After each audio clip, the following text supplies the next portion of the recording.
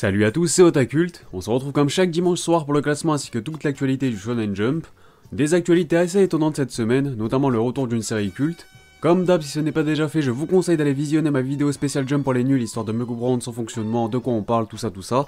Et c'est pas souvent que je vous demande ce genre de service, mais si vous pouvez aller donner de la force à un ami à moi qui se lance sur YouTube, ça serait vraiment cool.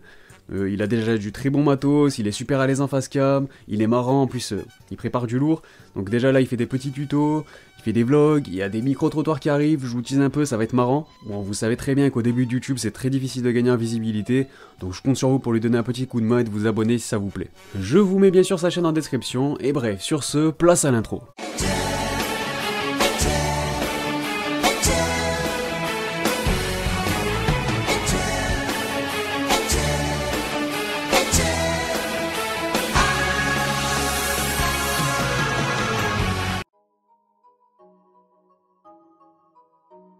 Et on commence avec la partie hors classement.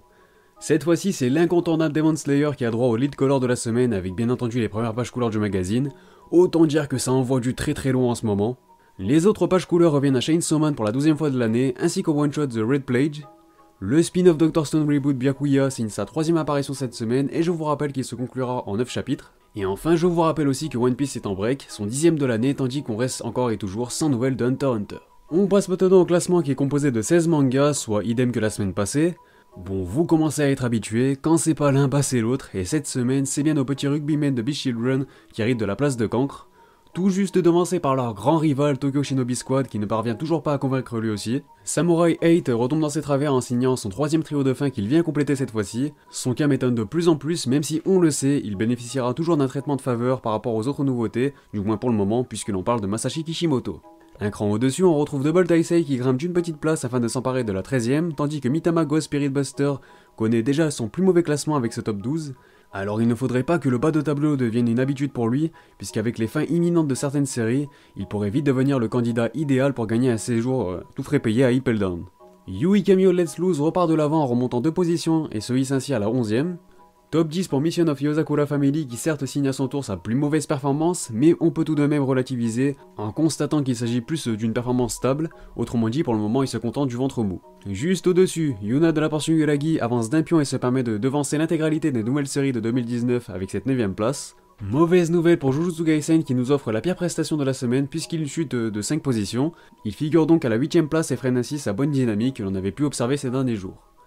We Never Learn est de retour comme très souvent entre le milieu et le haut du tableau, il s'agit clairement de l'un des mangas les plus réguliers en termes de classement constant. Il est imité par Actej qui fait même mieux en s'offrant la 6ème place, lui qui avait bénéficié du lead color du numéro précédent.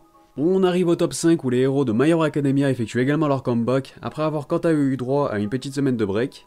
Ils sont devancés par les mages de Black Clover qui remontent de 2 étages pour ainsi prendre place au pied du podium, un podium composé de The Promised Neverland qui rebondit avec la manière cette semaine puisqu'il progresse de 4 positions, de quoi lui offrir une belle médaille de bronze. Décidément en grande forme ces dernières semaines, Eikyu gagne à son tour du terrain afin de s'emparer de la médaille d'argent, et enfin, toujours dans les bons coups ces derniers temps, Dr. Stone profite du champ libre laissé par les deux monstres pour aller s'installer sur le trône, son 5ème top 1 de l'année. On continue avec les informations concernant le jump numéro 51, et bonne nouvelle pour les fans d'Eikyu puisque ce sera à son tour de profiter du lead color pour la 4ème fois de l'année. Les pages couleurs reviendront à Black Clover, Dr. Stone ainsi qu'à Yuna de la portion Yuragi, #Otakult en sueur. On passe à l'actualité et on va commencer par l'actu manga. Et tout d'abord, je me dois de commencer par la bombe de la semaine puisque le retour de la cultissime série Cobra a été annoncé.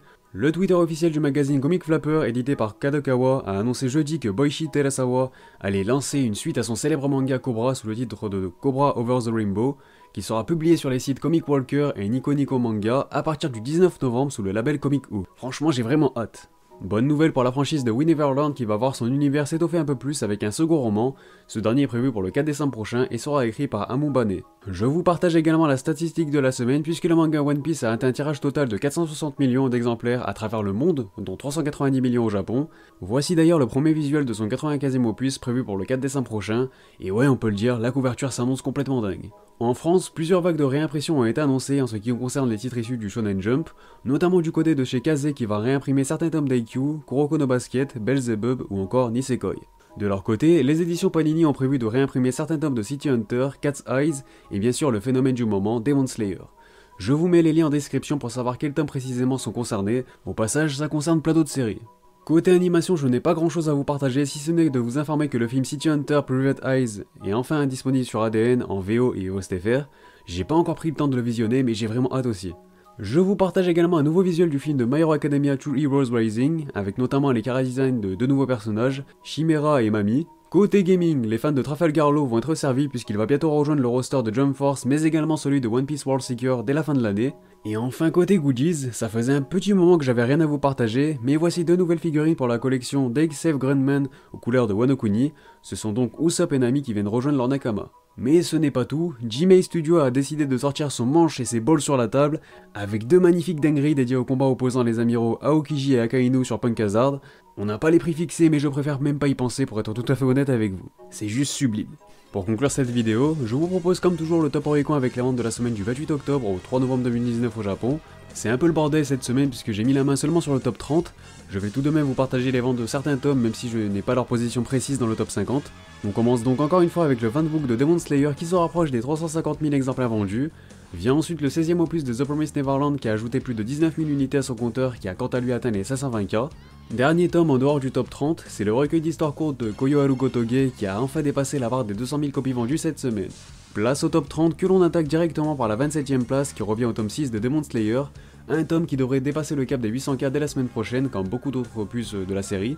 Le 14e volume de We Never Learn effectue son entrée en scène au 26e rang après avoir écoulé pas moins de 40 000 exemplaires en 3 jours. Cela dit, il est important de préciser qu'il faut aussi ajouter les 8521 copies vendues de son édition limitée, ce qui porte donc son total à plus de 46 000 unités au final. Je vous laisse avec les chiffres de quelques tomes de Demon Slayer qui se paye encore une semaine de luxe en plaçant tous ces tomes dans le top 30. On peut constater qu'il finira même l'année avec une certaine marge d'avance sur One Piece, mais à Skip il faut pas le dire donc gardez le secret.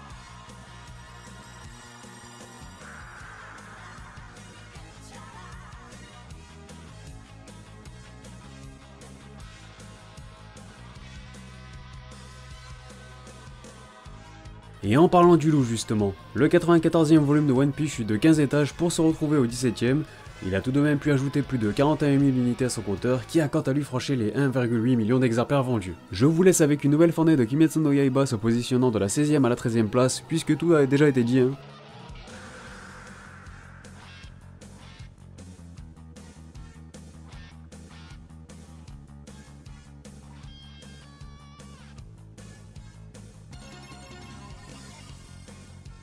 Joli démarrage pour Dr Stone et son 13e tome qui apparaissent à la 12e position du top après avoir liquidé quasiment 47 000 unités, soit pas loin des 100K en 3 jours de vente. C'est tout simplement le meilleur démarrage de la série donc on peut enfin souligner le mini boost de son anime. Dernière fournée de Demon Slayer avec 5 tomes présents dans le top 10 alors qu'il s'agit d'une semaine avec la sortie de quelques grosses têtes d'affiche, voilà encore une fois c'est fou.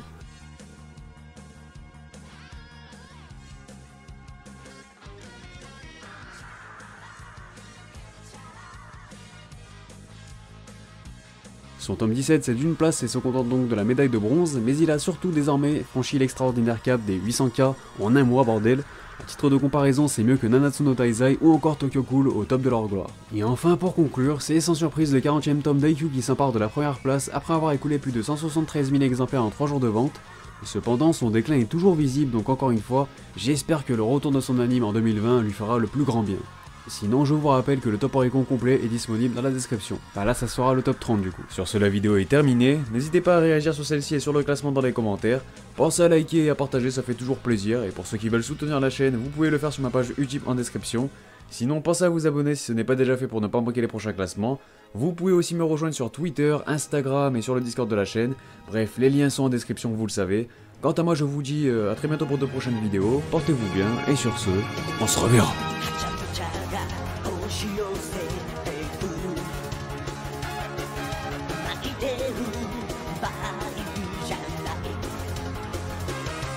ワクワクを100倍にして